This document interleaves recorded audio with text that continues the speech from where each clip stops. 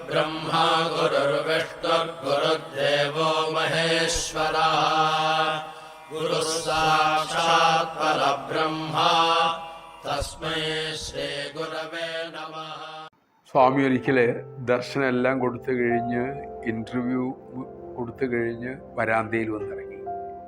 ഭഗവാൻ അവിടെ നിൽക്കും. സ്വാമി പറഞ്ഞു, ഞാനിങ്ങനെ ഇടയ്ക്കിടയ്ക്ക് വന്ന് നിൽക്കുന്നത് കഴിയുന്നത്ര നിങ്ങളെന്നെ കാണട്ടെ, നിങ്ങളുടെ ജീവിത ലക്ഷ്യത്തെക്കുറിച്ചുള്ള ഒരു ഉൾക്കാഴ്ച നിങ്ങൾക്കുണ്ടാകട്ടെ, നിങ്ങളുടെ മനം ഏകാഗ്രമാകട്ടെ, അതിന് വേണ്ടിയിട്ടാണ്.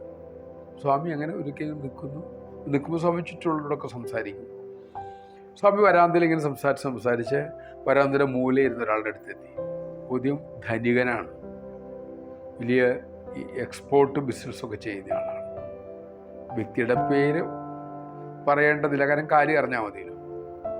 അദ്ദേഹത്തിൻ്റെ അടുത്ത് ചെന്നു, അദ്ദേഹത്തോട് സംസാരിച്ചു. അതിനുശേഷം മെല്ലെ അവിടെ നിന്ന് സ്വാമി നടന്ന് സ്വാമിയുടെ കോളേജിൽ ഒരു പൂർവ്വ വിദ്യാർത്ഥിയുടെ അടുത്തെത്തി. അദ്ദേഹം ബിസിനസ്സൊക്കെ ചെയ്യുന്നു.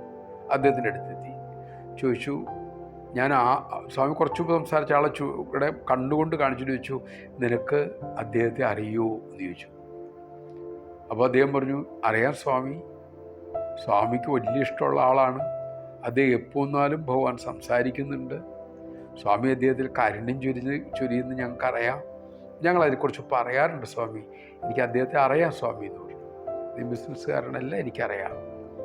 ഭഗവാൻ ഇതൊന്നും ചെവി കൊടുക്കാതെ സ്വാമി പറയാണ്, അതെ മൂപ്പര് നോൺ വെജിറ്റേറിയൻ കഴിക്കും, അത് നിനക്കറിയാമോ സ്വാമി ചോദിക്കുക. അപ്പോൾ ഇത് ഇല്ല സ്വാമി, ഇനി ഒരു പക്ഷേ അദ്ദേഹം നിർത്തുമായിരിക്കും അല്ലേ സ്വാമി? ഇദ്ദേഹം ചോദിക്കുകയാണ്, സ്വാമി സംസാരിച്ചല്ലേ. ഭഗവാൻ പറയാ, അതിനുള്ള സാധ്യതയൊന്നും ഞാൻ കാണുന്നില്ല, പക്ഷേ അതിനുള്ള അവസരങ്ങളാണ് ഞാൻ അവന് ഒരുക്കി കൊടുക്കുന്നത്.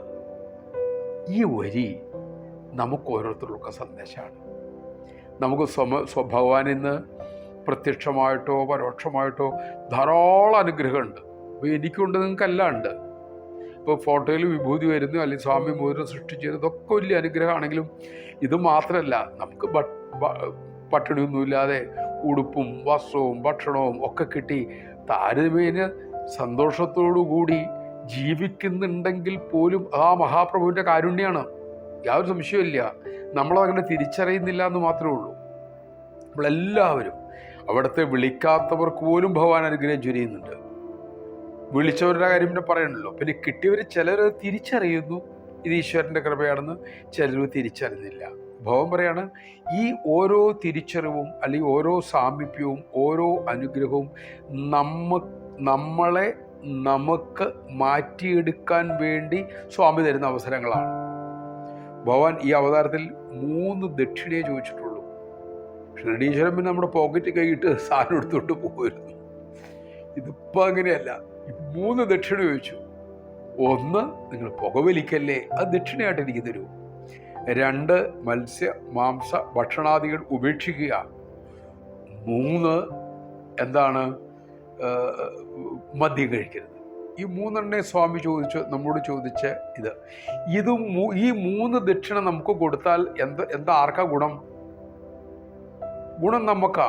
1, നമ്മൾ പുകവലിക്കാതിരിക്കുമ്പോൾ, മദ്യം കഴിക്കാതിരിക്കുമ്പോൾ, മത്സ്യമാംസ ഭക്ഷണാദികൾ ഉപേക്ഷിക്കുമ്പോൾ നമ്മുടെ ശരീരത്തെ നമ്മൾ നന്നാക്കുന്നു, നമ്മുടെ മനസ്സിനെ നമ്മൾ നന്നാക്കുന്നു, നമ്മുടെ ബുദ്ധിയെ നമ്മൾ നന്നാക്കുന്നു. ശരീരവും ബുദ്ധിയും മനസ്സും ശുദ്ധമാവുമ്പോൾ, സാത്വികമായി മെച്ചപ്പെടുമ്പോൾ സംഭവിക്കുന്ന വിവേകം ഉണ്ടാവും. വിവേകം ഉണ്ടാകുമ്പോൾ എന്ത് പറ്റും? നമ്മൾ നല്ലതേ ചെയ്യുള്ളൂ. തീ തൊടാതിരിക്കണമെന്നുണ്ട് വിവേകമുണ്ട്, എന്ത് വേഗം തൊട്ടാൽ പൊള്ളുന്നുള്ളവരും. ഇതുപോലെ തന്നെ അരുതാത്ത ചെയ്യുന്നത് എൻ്റെ അങ്ങോട്ടുള്ള ജീവിതത്തിന് അപകടമാണെന്നുള്ള വിവേകമുണ്ടെങ്കിൽ ഉറപ്പാണ് നമ്മൾ നന്നായിട്ട് ജീവിക്കുള്ളൂ. നന്നായി ജീവിച്ചാൽ അതിൻ്റെ റിസൾട്ട് എന്താ? ശാന്തമായ, സ്വസ്ഥമായ, സമാധാനമായ ജീവിതം. അപ്പം അവസരങ്ങളാണ്, അല്ലാതെ ഭഗവാൻ അടുത്ത് വന്നുകൊണ്ട് അദ്ദേഹം കിട്ടാനുള്ള മുഴുവൻ കിട്ടിക്കഴിഞ്ഞ ആളെന്ന് വിചാരിക്കരുത്. കിട്ടാനുള്ളതിലേക്ക് നമ്മളെ നയിക്കാൻ ഭഗവാൻ ചൊരിഞ്ഞ കാരുണ്യമായി, കൃപയായിട്ട് നമ്മൾ തിരിച്ചറിയണം. ഇല്ലെങ്കിൽ നമ്മളും തോക്കും, സ്വാമിയും തോക്കും. അങ്ങനെ സ്വാമി തോക്കണമെന്ന് വെച്ചിട്ടുണ്ടെങ്കിൽ ഞാൻ അവസരം കൊടുത്തിട്ട് പാഴായി പോയല്ലോ എന്ന് സ്വാമിക്ക് തോന്നും. നമ്മൾ നോക്കണം എങ്ങനെയാ? നമ്മുടെ ജന്മം പാഴായി. അത് സംഭവിക്കാതിരിക്കട്ടെ.